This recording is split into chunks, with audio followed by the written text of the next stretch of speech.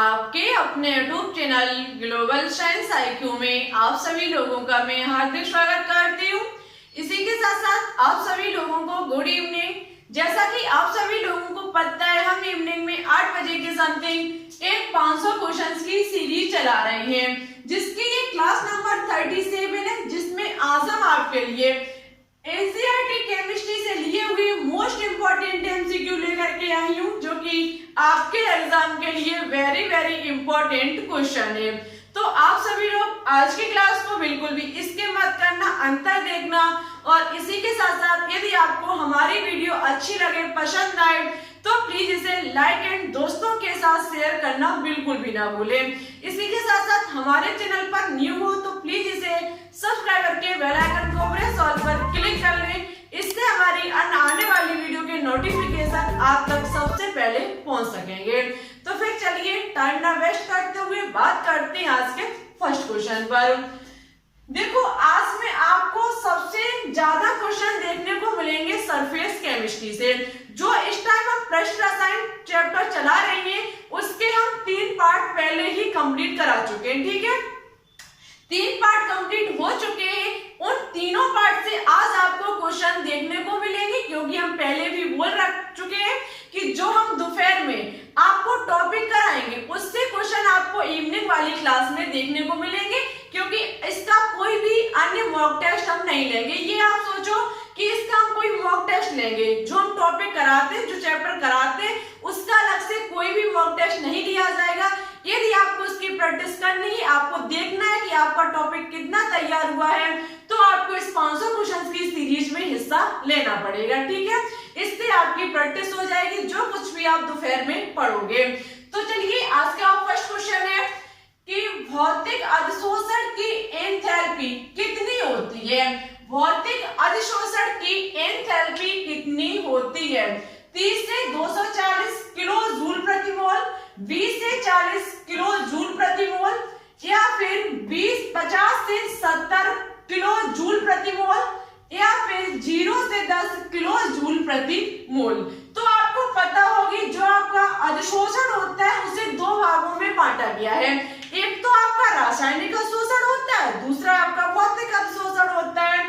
भौतिक अधिशोषण की एंथैल्पी की बात की जाए तो भौतिक अधिशोषण की एंथैल्पी 20 से 40 किलो जूल प्रति मोल होती है, बहुत ही कम होती है, 20 से 40 किलो जूल प्रति मोल। ठीक है, जबकि बात की जाए रासायनिक अधिशोषण की, तो रासायनिक अधिशोषण की एंथैल्पी 30 से 40 किलो जूल प्रति मोल होती है। ठीक है, भौतिक अधिशोषण की 20 से 40 किलो जूल प्रति मोल और रासायनिक अधिशोषण की 30 से 240 किलो जूल प्रति मोल होती है।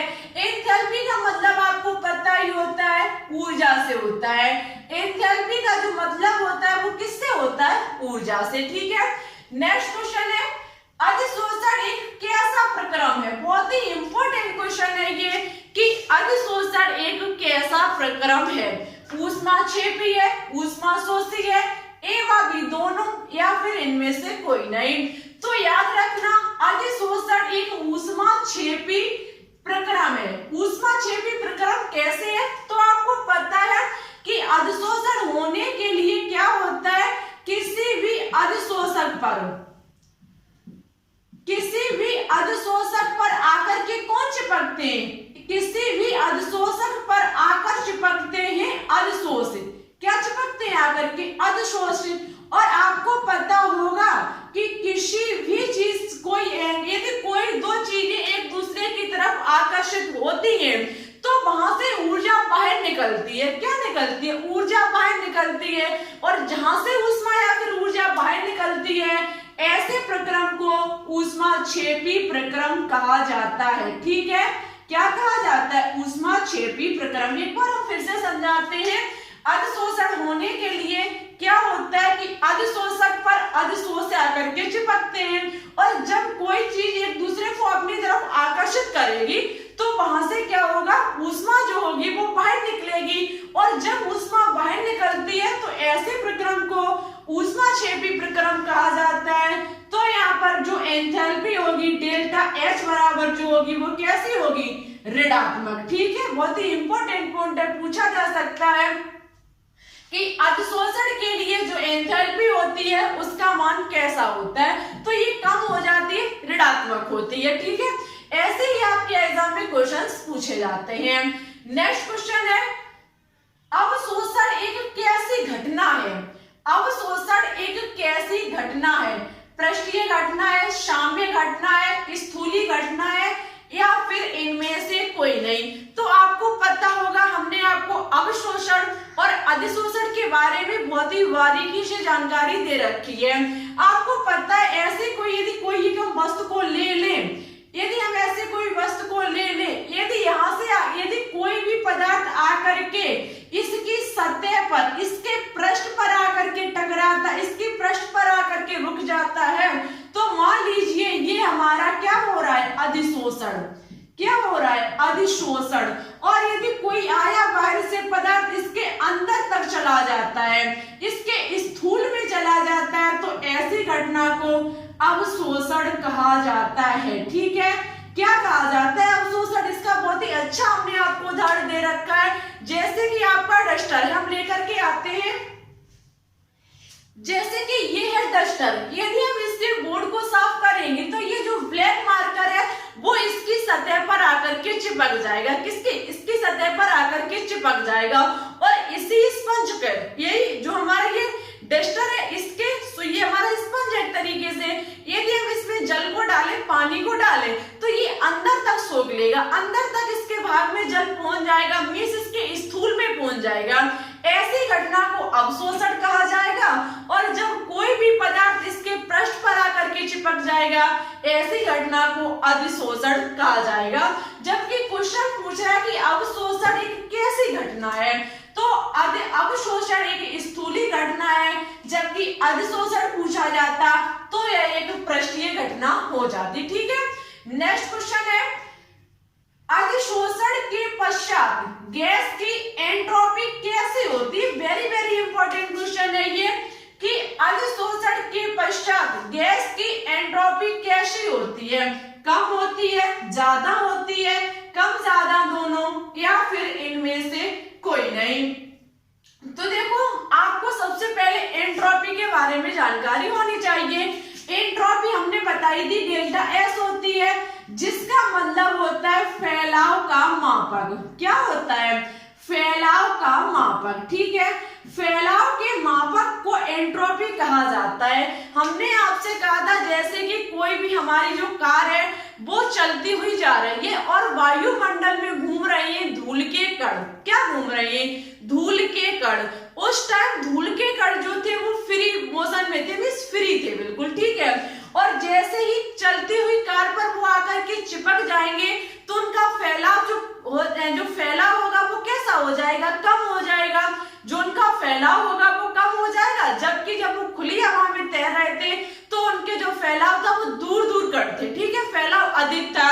और जैसे ही वो किसी कार पर आकर के चिपक गए, उनका फैलाव जो हुआ वो कम हो गया।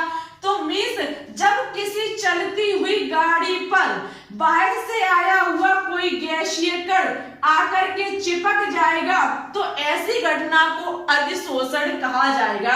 आपको पता है, किसी भी चीज पर आकर के कोई पदार्थ चिपकता है उसे अधिशोषक कहा जाता है, और जिस पर चिपकता है उसे अधिशोषक कहा जाता है। कार हमारी अधिशोषक हो जाएगी, धूल के कण हमारे अधिशोष हो जाएंगे। ठीक है, इस पर आकर के जब चिपक जाएंगे, इनका जो फैलाव होगा वो कम हो जाएगा। मींस एंट्रोपी अधिशोषण के पश्चात कैसी हो जाती है? कम हो जाती है। अधिशोषण के पश्चात एंट्रोपी जो होती है वो कम हो जाती है। डेल्टा एस का जो मान होता है वो कैसा हो जाता है? ऋणात्मक। ठीक है, ऋणात्मक। डेल्टा एस का जो मान होता है वो ऋणात्मक हो जाता है। नेक्स्ट क्वेश्चन है, रासायनिक अधिशोषण कैसा प्रक्रम है? रासायनिक अधिशोषण कैसा प्रक्रम है? उत्क्रमणीय है, अनुत्क्रमणीय है, या फिर एवं भी दोनों, या फिर इनमें से कोई नहीं? तो आपको हमने बताया था, अधिशोषण को दो भागों में डिवाइड किया गया है, भौतिक अधिशोषण और रासायनिक अधिशोषण। जो आपका रासायनिक अधिशोषण है उसमें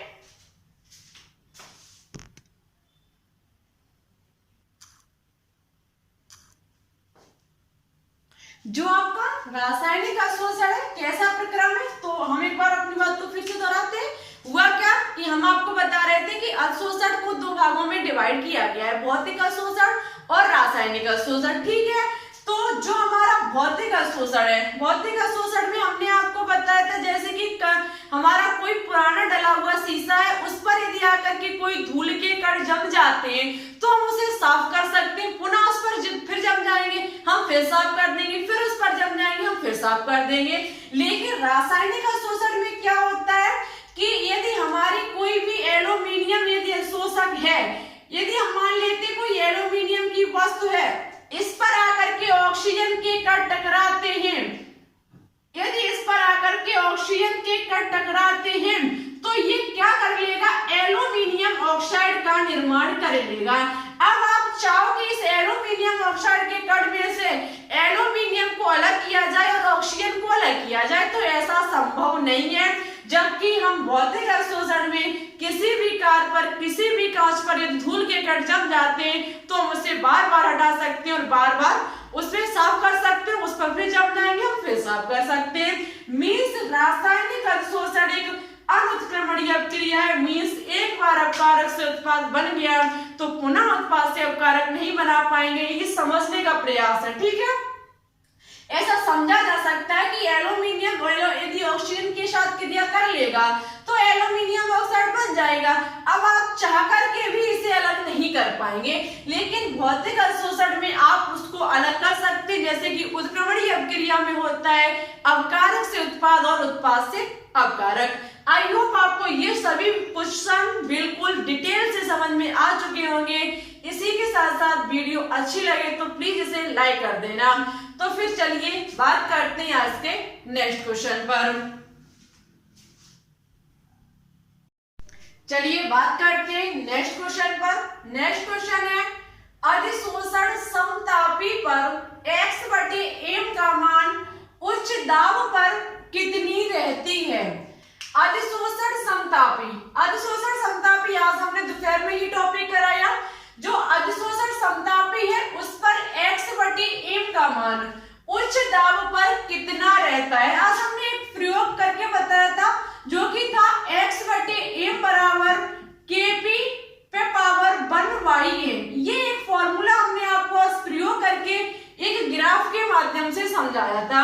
उसमें क्वेश्चन पूछ रहा है कि उच्च दाब पर कितनी रहती है, 10 रहती है, 1 रहती है, या फिर kp 1/n, या फिर नियत रहती है। तो आपको हमने बताया था कि अधिशोषण समतापी पर x/m का मान जो उच्च दाब पर होता है वो कैसा रहता है, नियत रहता है। जो उच्च दाब पर x/m समानुपाती होता है किसके, नियत के, मतलब मान जो होता है वो नियत रहता है, नियतांक रहता है। यदि हम यहाँ से x समानुपाती का निशान हटाएंगे तो हमारा क्या आ जाएगा, k आ जाएगा नियतांक के रूप में। ठीक है, नेक्स्ट क्वेश्चन है अधिशोषण की एंथैल्पी किस पर निर्भर करती है। जो अधिशोषण की जो एंथैल्पी है वो किस पर निर्भर करती है, अधिशोषक पर, अधिशोष पर, ए व बी दोनों, या फिर अवशोषण पर। तो आपको पता है जैसे कि हम किसकी एंथैल्पी निकाल रहे हैं, अधिशोषण की। अधिशोषण की एंथैल्पी, एंथैल्पी का मतलब होता है ऊर्जा, किससे निकल के आएगी, जब हम क्या करेंगे, किसी अधिशोषक को लेंगे और उस पर आकर के कौन चिपकेगा, अधिशोष। जब उस पर आकर के कोई अधिशोष चिपकेगा, उस पर आकर के जब कोई अधिशोष चिपकेगा तब यहाँ से इनके बीच हो रहा है आकर्षण, और जब दो वस्तुओं के बीच आकर्षित होता है तो वहां से ऊर्जा जो होती है, ऊष्मा जो होती है वो बाहर निकलती है। ऊष्मा जब बाहर निकलती है तो उसे ऊष्माक्षेपी अपक्रिया कहा जाता है। अब ऊष्माक्षेपी अपक्रिया में जब यहाँ से ऊर्जा बाहर हो रही है, मीन्स डेल्टा H का मान जो है वो कम हो रहा है, कैसा आएगा, ऋणात्मक। यहीं से तो हमें एंथैल्पी के बारे में पता चलता है। जब हम अधिशोषक पर कोई अधिशोष आकर के चिपकेगा, यहाँ से ऊष्माक्षेपी प्रक्रम होगा, ऊर्जा बाहर निकलेगी, ऊष्माक्षेपी प्रक्रम होगा, और ऊष्माक्षेपी प्रक्रम होने पर एंथैल्पी का मान कम हो जाएगा। मीन्स आपको अधिशोषण की एंथैल्पी किस पर निर्भर करती है, तो वो अधिशोषक और है।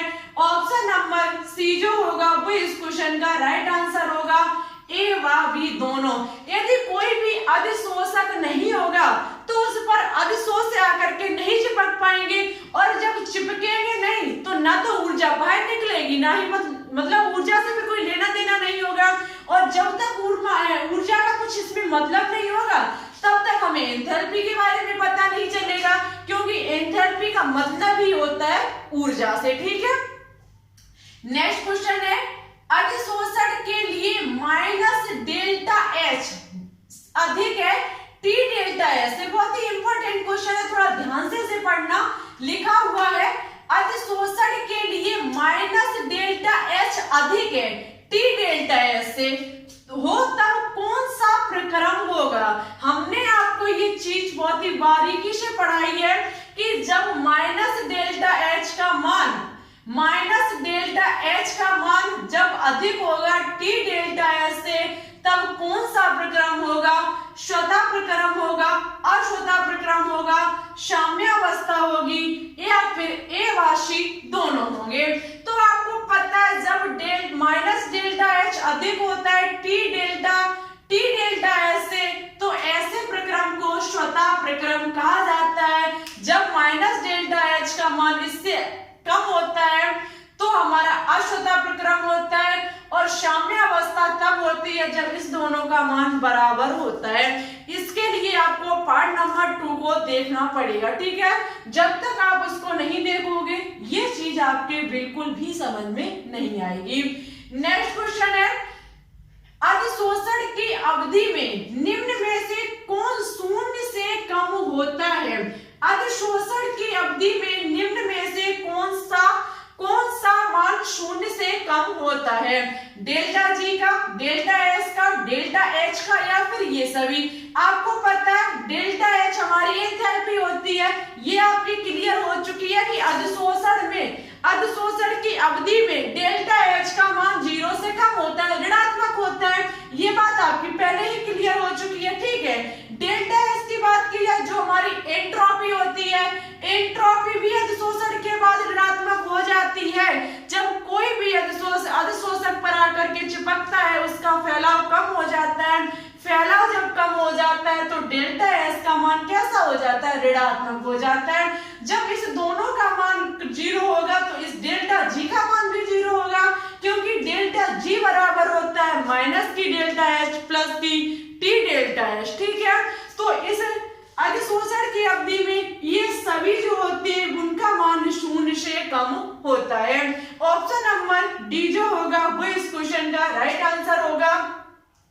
नेक्स्ट क्वेश्चन है, निम्न में से मोटी सतह निर्मित होती है, निम्न में से मोटी सतह निर्मित होती है लैंगम्यूर अधिशोषण से, या फिर भौतिक अधिशोषण से, रासायनिक अधिशोषण से, या फिर ये सभी।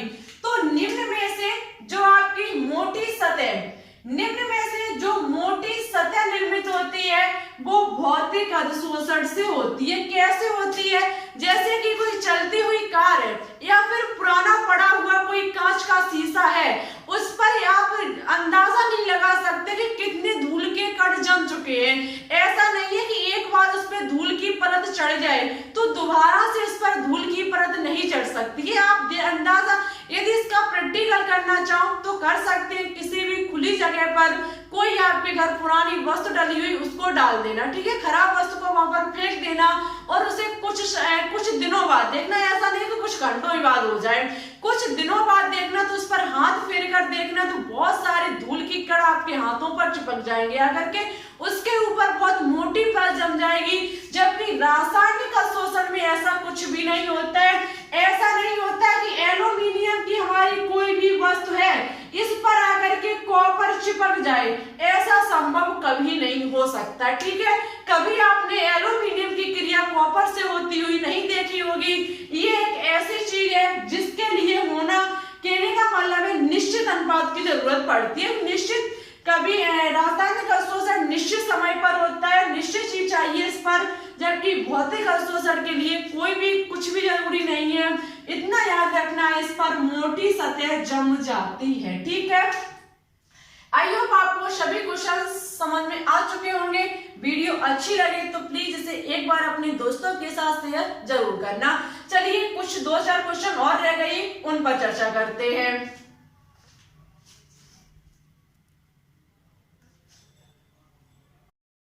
चलिए बात करते हैं नेक्स्ट क्वेश्चन पर। नेक्स्ट क्वेश्चन है, धातु द्वारा हाइड्रोजन का अधिशोषण कहलाता है। धातु द्वारा हाइड्रोजन का अधिशोषण कहलाता है। विहाइड्रोजनीकरण, हाइड्रोजनीकरण, अधिधारण या फिर अधिशोषण। तो याद रखना, जो धातु द्वारा हाइड्रोजन का, धातु द्वारा जो हाइड्रोजन का अधिशोषण है वो हमारा अधिधारणा कहलाता है। अधिधारण कहलाता है धातु द्वारा हाइड्रोजन का अधिशोषण। याद रखना, धातुओं के सतह पर गैसों का अधिशोषण अधिधारण कहलाता है। ठीक है, आज का नेक्स्ट और लास्ट क्वेश्चन है जिसका आंसर आपको हमारी कमेंट बॉक्स में देना होगा कि अधिशोषण के प्रक्रम में साम्य स्थिति पर सत्य है। अधिशोषण के प्रक्रम में साम्य स्थिति पर सत्य, कौन सा ऑप्शन इस क्वेश्चन का राइट आंसर होगा आपको हमारे कमेंट बॉक्स में कमेंट करके बताना होगा। जो स्टूडेंट इस क्वेश्चन का आंसर सही और अच्छे से देंगे, नेक्स्ट क्लास में उनका नाम हम अवश्य लेकर के आएंगे। सबसे पहले जो हमने वीडियो नंबर 36 में एक क्वेश्चन होमवर्क में दिया था उसका आंसर किन किन स्टूडेंट ने सही दिया, सबसे पहले हम उनके नाम लेते हैं। नाम है पूजा शर्मा, हिमांशी, डॉक्टर शिवू और आरजू शर्मा। इन स्टूडेंट ने बिल्कुल अच्छे से और राइट आंसर दिए। ठीक है, इसी प्रकार से आप लगातार कोशिश करते रहिए, आपका 2021 में सिलेक्शन जरूर होकर के रहेगा। और जाते जाते बस आपसे इतना ही कहना है कि वीडियो अच्छी लगे तो लाइक एंड दोस्तों के साथ शेयर करना बिल्कुल भी ना भूलें। हमारे चैनल पर न्यू हो तो प्लीज इसे सब्सक्राइब करके बेल आइकन को प्रेस और पर क्लिक कर ले, जिससे कि हमारी आने वाली वीडियो के नोटिफिकेशन आपके पास सबसे पहले पहुंच सके। आज के लिए बस इतना ही, फिर ठीक है चलते हैं। Thanks for watching this video. जय हिंद, जय भारत।